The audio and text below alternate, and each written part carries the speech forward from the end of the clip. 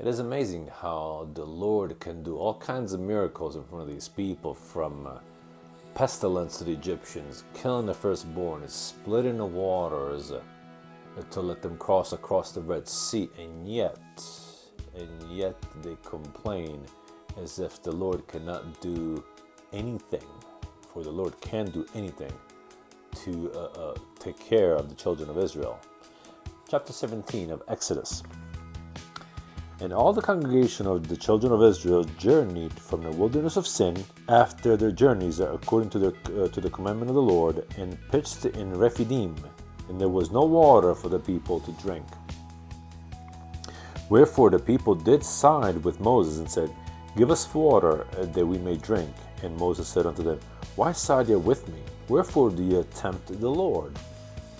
And the people thirsted there for water, and the people murmured against Moses, and said, Wherefore is this that thou hast brought us up out of Egypt, to kill us and our children and our cattle with thirst? And Moses cried unto the Lord, saying, What shall I do unto this people?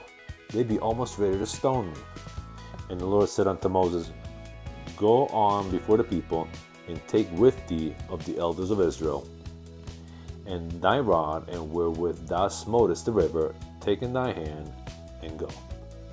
Behold, I will stand before thee there upon the rock of Horeb, in Horeb, and thou shalt smite the rock, and there shall come water out of it, that the people may drink. And Moses did so in the sight of the elders of Israel, and he called the name of the place Massah, and Meribah, because of the siding of the children of Israel, and because they tempted the Lord, saying, Is the Lord among us or not?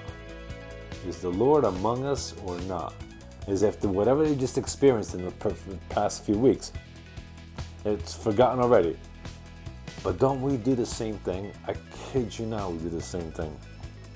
Then came Amalek and fought with Israel in the Rephidim, and Moses said unto Joshua, and this is the first time Joshua is mentioned, Choose us out men, and go out, fight with Amalek. Tomorrow I will stand on the top of the hill with the rod of God in my hand. So Joshua did as Moses had said unto him, and fought with Amalek. And Moses, Aaron, and Hur went up to the top of the hill. And it came to pass, when Moses held up his hand, that Israel prevailed. So long as he had the rod up in the air, Israel was winning. And when he let down his hand, Amalek prevailed. But Moses' hands were heavy. You ever try to hold something for a really long time? Your arms get heavy. And he took a stone and put it under him, and he sat thereon. And Aaron and Hur stayed on his hands, the one on one side and the other on the other side, and his hands were steady until the going down of the sun. And Joshua discomfited, or won against, Amalek and his people with the edge of the sword. And the Lord said unto Moses, Write this for a memorial in the book, and rehearse it in the ears of Joshua, for I will utterly put out the remembrance of Amalek from under heaven. And Moses built an altar, and called the name of it Jehovah Nissi. For he said, Because the Lord hath sworn that the Lord will have war with Amalek from generation to generation. And that, brothers and sisters, concludes chapter 17 of the book of Exodus. And this is the chapter where Moses struck the big rock, and the children of Israel received water. And I'm going to leave you a link in the description below so that you may see what this rock looked like, and how massive this thing is that the children of Israel were quenched their thirst from. And of course, it's in Saudi Arabia, because that's where they crossed the children of Israel. I do have a request for you.